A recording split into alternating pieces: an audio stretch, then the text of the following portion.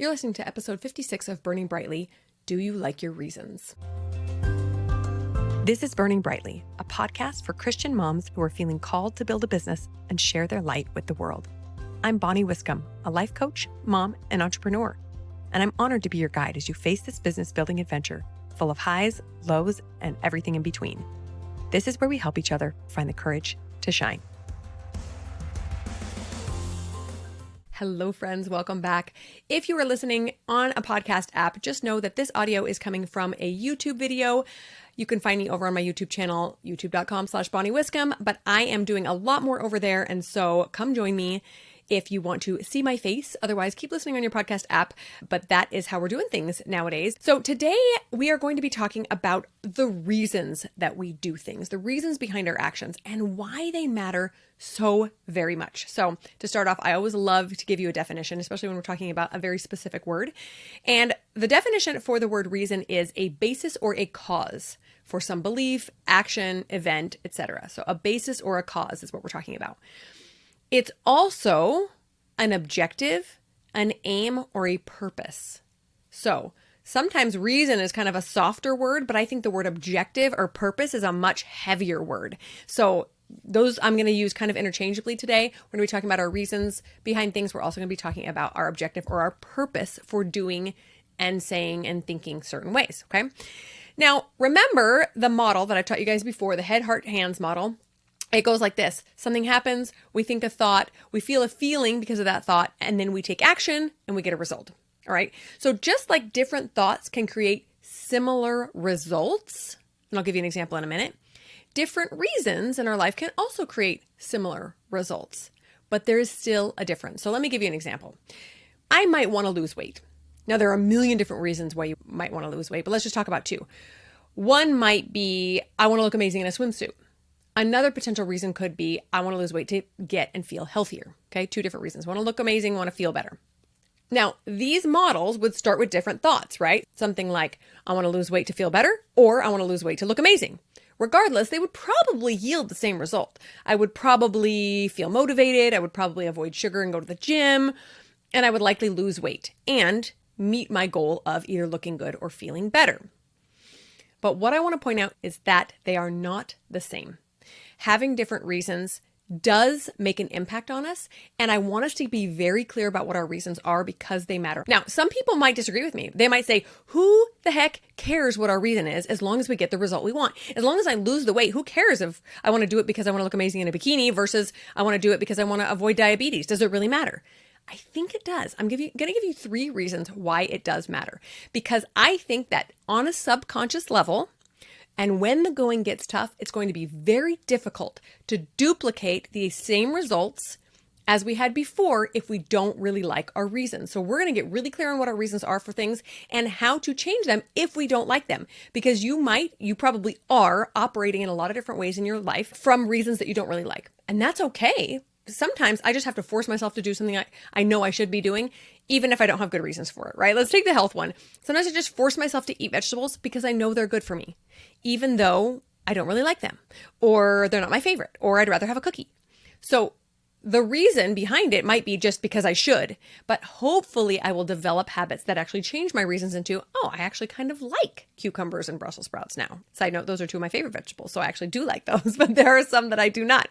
So the important thing to remember is eventually we want to make our reasons in keeping with our value set, or else our actions are just not going to last very long.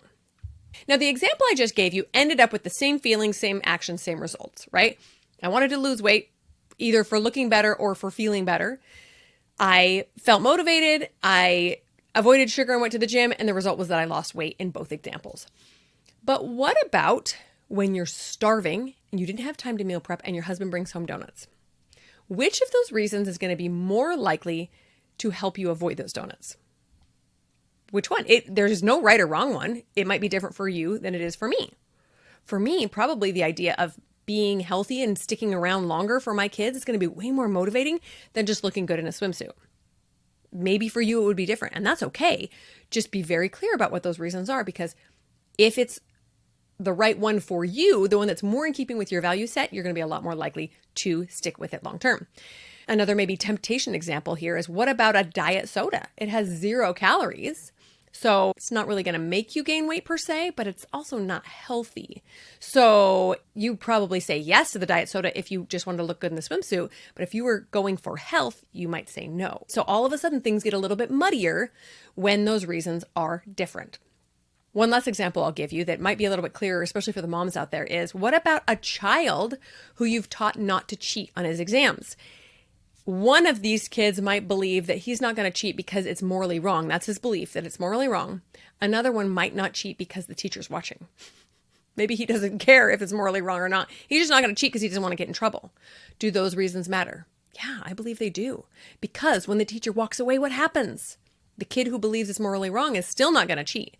The kid who is just watching out for the teacher definitely is going to. And if you believe that cheating is morally wrong, then obviously you're going to have an opinion about that one way or the other. So if reasons really do matter, and they matter more than our actions, which is what I am arguing today, let's talk about why. Though there's 3 main reasons. Number 1, if we have reasons in alignment with our values, then we will work harder and longer on our goals because the reasons are very important to us. Believing that cheating is morally wrong, someone would feel like in the fiber of their soul, I'm not going to do that because morally, these values are very important to me, versus just not pleasing the teacher. Like, whether or not somebody likes me is way less important to me than whether or not I am operating out of a morally good space. Again, not right or wrong. You get to just decide, is this in keeping with my value set? So number 1, we will work harder and longer if our reasons are in keeping with our value set. Number 2, we will experience more integrity. Have you ever felt like your actions are in keeping with your values? That's integrity. It feels much better than the opposite. So we'll talk more about that. Number 3, we are more inspiring to other people. When you watch people living in keeping with their values who have really good, deep reasons for the things that they do, it is awe-inspiring and jaw-dropping. It's amazing. I love watching those people. And I want to be one of those people for other people. I'm saying people a lot. But anyway, the point is, it's incredibly inspiring and motivating to watch. Okay, so let's first talk about working harder and longer on our goals when we like our reasons. When our reasons resonate with our soul, they are very important. Like I said, they are woven into the fiber of who we are. Deep down, let's go back to the swimsuit one, the losing weight. Deep down, looking good in a swimsuit does not really matter to me and my values. I'm not saying it's wrong or that it's shallow, but it's not as important to me as being healthy and caring for my body. Now, that wasn't always true. When I was 18 years old, I would say those two were flip-flop because at 18, I felt like I was an immortal. It didn't matter what I ate or what I did. I was going to live forever. And looking good in a swimsuit was critically important for my brain at that point. It meant fitting in with a crowd. It meant being desirable for a future spouse.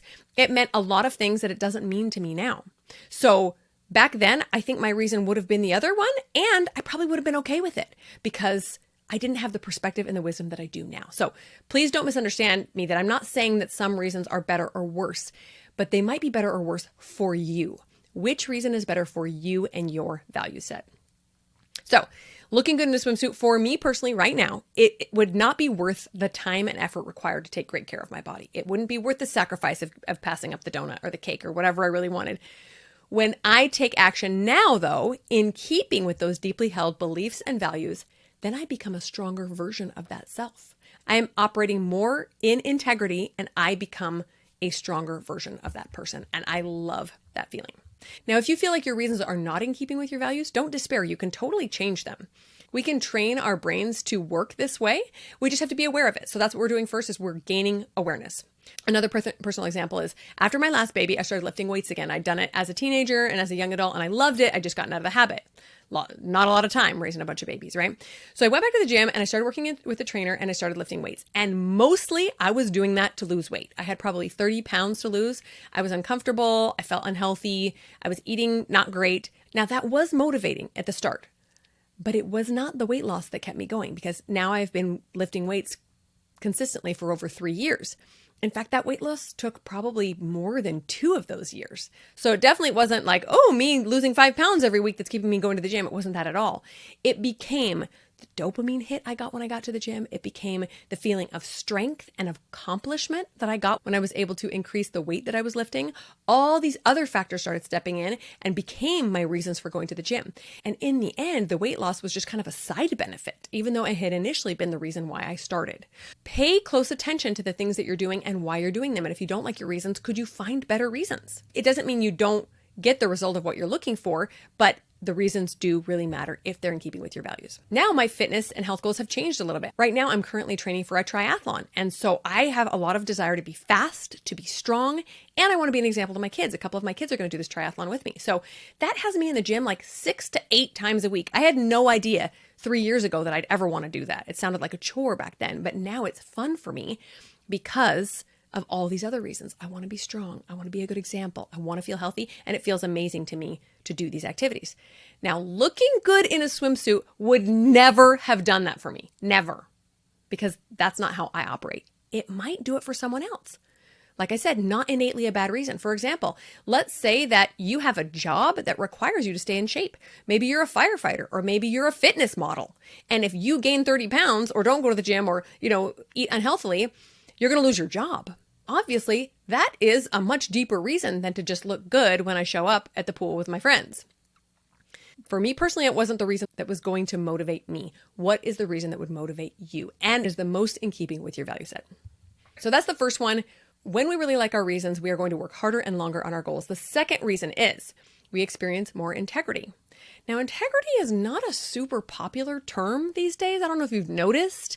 No one's walking around going, you know what? I just really like that guy. He's just such a great example of integrity. No. And yet I think all human beings value integrity. We want someone who is honest and trustworthy and who talks the talk and walks the walk. We don't want people that are two-faced. We don't want people that are emotionally manipulative. We don't want people that are saying one thing and doing another. And yet nobody really acknowledges that that is integrity. That's what I want from myself. It's what I want from my spouse and from my children and from everyone in my life. So how do we live more in integrity? Well, as a kid, this was actually a big lesson I learned through a variety of experiences. But integrity, like I said, happens when you live in keeping with your values. So let's talk about business for a second. What does it look like to live in integrity when it comes to building a business? Well, there's a lot of different reasons you can build a business, right? A couple of my reasons are I love feeling fulfilled. I come into my office and I work on projects and I help people. It feels so good to me. I feel like I'm making a difference. I want to have an impact on the world. I want to help people. That feels amazing. And I also want to make more money for my family to bless us with some financial freedom, be able to take vacations, be able to make sure that my husband doesn't have to work so much. Now, those 3 reasons, making a difference, feeling fulfilled, making more money for my family, those are really in keeping with my values. But my reasons for building a business were not always super in integrity for me. There was a time that I equated business success with popularity and feeling cool and fitting in with the other influencers and money for reasons that were not in alignment with my values. And I could tell back then that it didn't feel as good. And I could tell that I was operating from a place that wasn't really true to who I wanted to be. Back to number 1, I am so motivated to work on my business when I think about the people I can help. In fact, this is one of my top tips for people. I know I've mentioned it on the show before is if you are feeling unmotivated, if you are feeling like you don't want to work, if you're feeling like you're struggling in your business, think about the people you're helping. Think about the people that you can help that are still suffering because you're not out there doing it. So when we think about those people, we get into this place of service and we become less obsessed with ourselves and we're more motivated to do things that can help other people. I'm the most motivated when I think about the people I can help because I'm staying true to my values. When I think back to other people that I have helped already, my one-on-one clients and people who have seen a big transformation thanks to what I've done for them, I'll come in my office and be here for hours. I will do whatever it takes to find more people that I can help like that because it feels so good. Now, conversely, I could tell myself that the only reason I'm building a business is because I want a multi-million-dollar home and a Range Rover. That, for me personally, would not make me work on my business from a place of integrity because those things are not really important to me. I'm not saying they're not nice. I'm not saying I wouldn't want them. I'm just saying when the going gets tough and when I want to feel really true to me, that is not what would do it for me. And if it does it for you, fantastic. Put it on your dream board, like make it motivate you, but get really clear about whether or not that's in keeping with your values and why. Like if you really want something beautiful and gorgeous and financially extravagant, Is it to impress somebody? Like what is the real root reason? Ask yourself that and make sure that you're in love with that reason. So here is an exercise I can give you, and it's very eye-opening, sometimes a little bit alarming, but I think it's super, super helpful if we're trying to determine whether or not we have reasons that we love. Ask yourself this question. Would you be willing to sacrifice one of those reasons for another to get the same result? For example, if you want to lose weight and you're wondering if it's for health reasons or if it's to look good, would you sacrifice your health to look good? Or would you sacrifice looking good for your health? So if you had a choice where it was, I'm either gonna lose the weight, but it's gonna be crappy for my health, or I'm gonna do something that makes me really healthy, but I'm not gonna lose the weight, which would you choose? That can be really eye-opening. Oh, yeah, actually, I'm not willing to sacrifice my health to be a size 6. Or yes, I am willing to sacrifice my health to look like this. Just ask yourself that. Again, building the business, would you sacrifice a feeling of fulfillment to get that Range Rover? Or vice versa? Ask yourself which one you'd be more willing to sacrifice. That can be very, very clarifying. Now, please do not use this to guilt yourself. You guys know I talk about this a lot. When we are learning about our brain and our reasons and our thoughts and our feelings, we're not going to use it to then feel bad about ourselves. Like, oh my gosh, I totally want a Range Rover over serving people. I am a terrible human being. No, you're not. You have a very good reason for that. Why? Maybe it's because your family always had cars that broke down while you were growing up, and all you want is a brand new car that's not going to cause you car trouble. Let me just tell you that I did grow up with cars that broke down all the time, and it is one of the most stressful things on planet Earth, so there is no judgment there. But get really clear, right? Sometimes when we want a physical possession, there is a deep-seated emotional reason for that. So find out what it is, because that will fuel you more than anything else. And ask yourself, did I maybe borrow somebody else's reasons for this? How can I get back into integrity for myself? The third reason that we want to be very clear about liking our reasons is to be inspiring to other people, to be motivating to other people, to make a difference in the world. Let me ask you this. Whose wealth is more inspiring to you? A business owner who has built something that was their life's mission that they felt passionate about, or someone who inherited it all and didn't do anything for it? Probably the business owner, right? Because it took blood, sweat, and tears and intense motivation and work to get where they are. Whereas the inheritor, probably didn't. So I'm way more motivated to see someone working from integrity and working from reasons that really, really matter to them, because that can't be faked. You can see it when somebody is working from that place of integrity. Another example of where we could check our reasons is in spiritual or personal development. So I tell myself all the time, there are lots of things I should do. I should be praying, and I should read my scriptures, and I should meditate, and I should serve other people. But do I want to do those things because someone told me I should, or because I want to check a box, or because I want to become something better, or because I want to serve God because I believe He's asked me to do these things? What are those real reasons? And again, it's okay to check the box. Sometimes I just have to force myself. You know what? I actually have a great app I've been using lately, Things 3. I'll talk more about it sometime if we're going to talk about organization, but it's basically just a glorified checklist. And every day I have read scripture on there. And there are days when I don't want to do it, but I do it anyway because I check the box and it still benefits me. And little by little, I'm desiring more to do it, not just to check the box, but to become something better. So it's totally okay to start somewhere with reasons that are kind of wishy-washy to you. But taking the action sometimes will help transform your reasons into something you really love. When I see someone who has become something incredible due to their own self-improvement or spiritual improvement, I am so much more motivated to do it myself. I'm so inspired rather than just seeing someone who's checked the boxes, because it shows. I can tell the difference between these people, and I bet you can too. We cannot deceive people about our reasons because they're basically as plain as the nose on our face, right? We can pretend, but people can tell. It shows through, and we don't want to pretend to be something that we're not. You will attract the kind of people who have or want reasons like yours. That's how we band together. We create these tribes and these communities with people who have similar values and similar reasons that we have. And even if you think you're showing up with different ones, it's going to come back to bite you. So find and search out people who are like you or have reasons that you want to have and connect with them. So as a reminder, the 3 reasons why we want to check our reasons to make sure we love them is: number 1, because we will work longer and harder on a goal when we love our reasons. Number 2, we will stay in integrity. And number 3, we will be more motivating and inspiring to the people around us. Now, I have one more caveat I want to talk about here. Sometimes the result we get from doing something is not a pretty result, but we do love our reasons. So for example, sometimes in a relationship, we have to put up boundaries. And I've talked about boundaries before.